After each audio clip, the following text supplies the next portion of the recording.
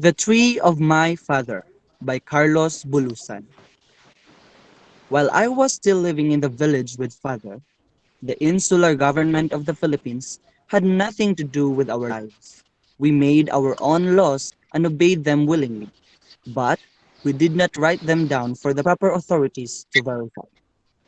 These laws were handed down verbally from one generation to another, and we never questioned their sources or validity. Afterward, but they started questioning our unwritten laws. They began a series of serious controversies over the ownership of the land. My grandfather was ahead of his contemporaries in many ways.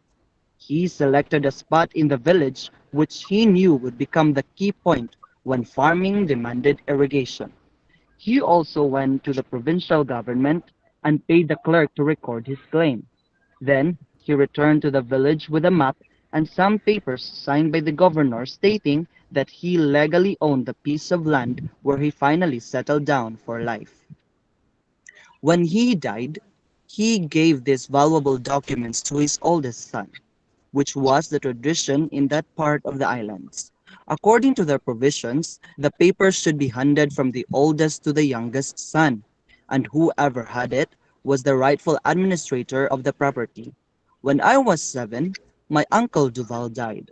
Father was next in line to him, so the papers came to his possession. He called a council among his brothers because the settlers were already tearing the village apart. They were dispossessing many of the descendants of the first settlers. Father thought that it was high time that they protect their homes and property. They built a strong fence around the land that they inherited from my grandfather. Father believed that the laws were on our side, but the new settlers came from regions where there were many laws, and so they were skillful in finding loopholes in our laws. That was why they had acquired vast tracts of land in our village. They became rich and powerful by mere technicalities. The land that surrounded our farm was owned by a family of 5 sons. But the new settlers came and one of them grabbed it away from them. He had a little education and both English and Spanish, and he used it in dispossessing the former owners of his property. Father was apprehensive about him, but he never thought that he had some surprise for us.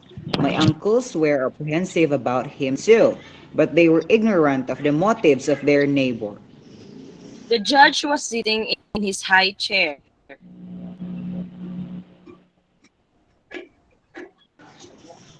Father was rushed to the witness stand by the guard. The prosecuting attorney pointed a map on the wall where Is everybody it could true? see it. He said to father, pointing to a spot on the map, that you own the property marked A in the village of Mangusmana? Father got up from the witness chair and walked slowly to the map of the wall. He examined it closely for several minutes, looking sideways and bending in the middle.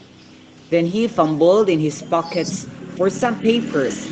He detached a thick parchment and compared it with the map on the wall. It was the old map of our property in the village. Slowly, he walked back to the witness chair and sat down. That's my property, all right? He said. It had been handed down to him from my grandfather. Slowly, he walked back to the witness chair and sat down. That's my property, all right, he said. Do you have any evidence to prove that is your Asked the property? prosecuting attorney. Father gave him a piece of. I was familiar with it because my grandfather showed it to us before he died. Exhibit number one, said the prosecuting attorney. The court guard took the paper and gave it to the judge. The judge lit a match and examined it carefully. Then he took a cigar and waved at the court to proceed. Look at this man carefully, said the prosecuting attorney, pointing at the plaintiff. Do you recognize him? The young lawyer jumped to his feet, but the plaintiff held him back. They whispered back and forth, pointing at the map on the wall.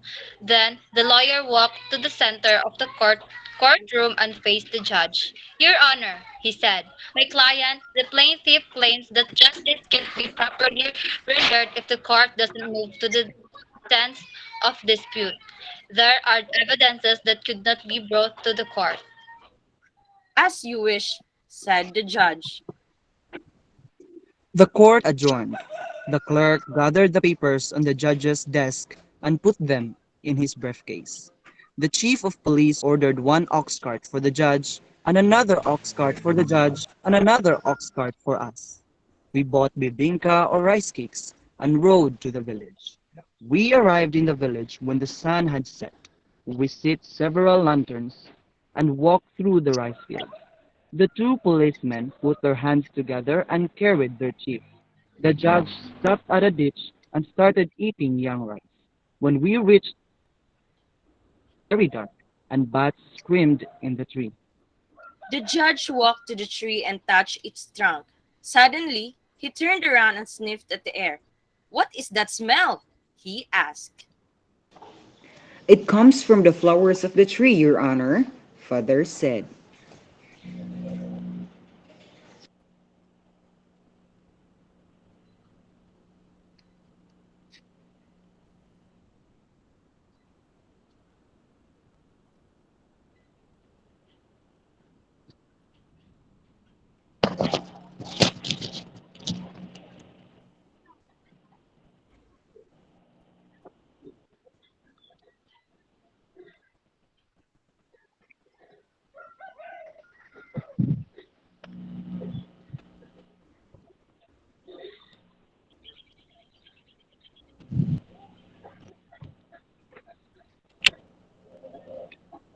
The judge threw away the young rice in his hands.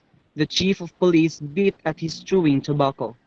The gentle face of the young lawyer broke in agony. The prosecuting attorney put his hand on his nose and looked up the tree. Is this the disputed tree? Asked the judge. Yes, sir, said the plaintiff. It smells like a dead person, said the judge. There is a legend about it, Father said. Why does it smell so bad? Asked the judge. It is said that the bangar was the tree on which Judas hanged himself when he betrayed Christ. Father said, all his earthly sins went into the flowers of the tree. We smell the flowers only at night because Judas' infamy is compared with the darkness of night. He sure was sinful, said the judge. What is this good for anyway? It is not good for firewood, Father said. The goats don't like its leaves. It's not good for anything. It's just a tree. You have strange ways in this village, said the judge. Let's proceed with the case. I'm beginning to have a headache. The young lawyer held his nose with one hand and pointed to the tree with the other. This is evidence number three, he said. The trunk of the tree is in the defendant's property, as you will see, but all the branches are in the plaintiff's property. Now, observe for yourself. They moved closer to the tree and looked up. It was already dark, and the lanterns were not so bright. It was a large and tall tree, too. The judge walked around it and wagged his head in approval. Chief, send one of your men up the tree. One of the policemen climbed the tree with a lantern and a long rope. He sat on the top and let one end of the rope to fall to the ground. He held the other end. You see the rope? Asked the judge. We were standing on.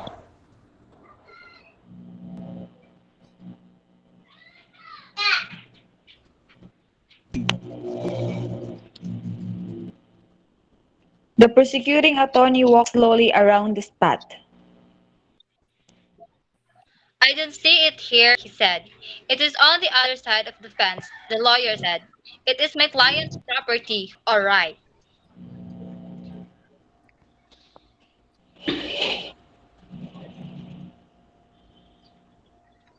They walked to the fence and looked to the other side. They saw it in the plaintiff's property. They looked up the tree. It was true. All the branches were on his side of the fence. Why did the tree fall toward that side? Asked the prosecuting attorney. It's the strong winds in these parts, Father said. But the judge was already fainting with the powerful smell of the tree's flowers. The chief was choking. The young lawyer sat on the ground and tore at his tongue. The clerk started to cry. Run to the house and get some cotton, son, Father said. All right, I said. I ran across the rice field and came back right away with a basket of cotton. Father started inserting wads of cotton in their noses. Do you need anything, son? Father asked. I don't smell anything, I said. You would smell if you lived in town, he said. After a while, the judge got back his breath. He looked up at the tree again, and the decision came to his eyes. It's true that the trunk is the defendant's property, he said, but all the branches are in the plaintiff's property. Therefore, the trunk belongs to the defendant and the branches belongs to the plaintiff. In that case, sir, Father said, I'll cut the part of the tree. But you can't do that, the plaintiff said. You will damage my part of the tree. The judge was surprised. Here was another angle of the case, and it had no precedent on which he could base his judgment. Suddenly, he looked up at the tree and yelled at the policeman. The policeman in the tree slipped and the lantern fell. The tree caught fire rapidly. He jumped from the branch to branch like a monkey. Then he reached to the ground and ran for safety. The chief asked what happened, and the policeman said that he said he couldn't stand the smell any longer. Here is some cotton, Father said. Put it in your nose. We stood aside and watched the tree burn to ashes. Then we went to the plaintiff's house and killed a goat.